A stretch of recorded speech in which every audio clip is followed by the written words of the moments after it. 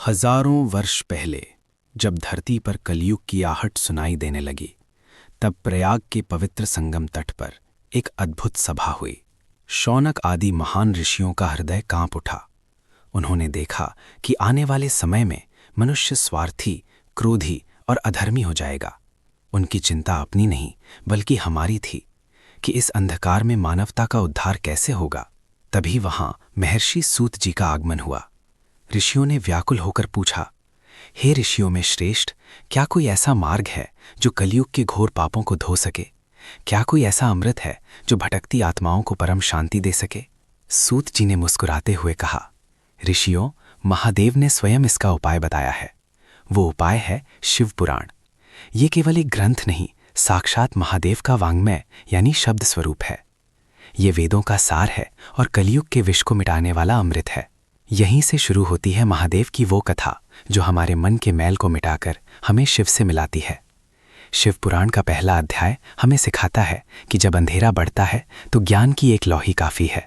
जब ऋषियों ने पूछा कि शिव पुराण ही क्यों, तब सूत जी ने एक ऐसी बात कही जो आज हम सबके लिए जानना बहुत जरूरी है। सूत जी बोले, हे ऋषियों, ये ग्रंथ कोई साधारण पुस्तक नहीं, ये महादेव का हृदय है। जिस तरह सूर्य के उदय होते ही अंधकार भाग जाता है, उसी तरह शिव पुराण की कथा कान में पड़ते ही मन के सारे पाप और दुख विदा हो जाते हैं। कलयुग के इस शोर में जहां शांति मिलना मुश्किल है, वहां शिव पुराण वो कल्पवृक्ष है जो मनुष्य की हर शुद्ध इच्छा को पूरा करता है। ये गिरे हुए को उठाता है और भटकते हुए को सही रास्ता दिखाता है।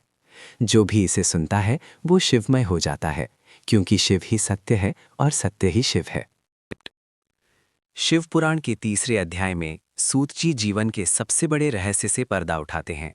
वे कहते हैं, हमारा परम लक्ष्य यानी साध्य है शिव पद की प्राप्ति, और इसे पाने का एकमात्र साधन है मन की शुद्धता और सदाचार। महादेव केवल बाहरी दिखावे से नहीं मिलते। जो सत्य बोलता है, अहिंसा का पालन करता है और अपनी कमाई का एक हिस्सा दान करता है, वही शिव का असली भक्त है। याद रहे, धर्म के मार्ग से कमाया गया धन ही मनुष्य को मोक्ष की ओर ले जाता है। सूत जी 5 कर्तव्यों यानी यज्ञों पर जोर देते हैं जो हमें रोज करने चाहिए। देव यज्ञ, भगवान की श्रद्धापूर्ण पूजा। पितृयज्ञ, पूर्वजों का सम्मान। भूत यज्ञ, बेजुबान पशु पक्षियों को भोजन देना। मनुष्य यज्ञ, अतिथि का सत्कार और गरीबों की मदद। और ब्रह्म यज्ञ, धार्मिक ग्रंथों का निरंतर अध्ययन। जो इन 5 यज्ञों को अपनाता है, उसका जीवन स्वयं महादेव का मंदिर बन जाता है। आचरण पवित्र है तो ईश्वर सिद्ध है। हर हर महादेव।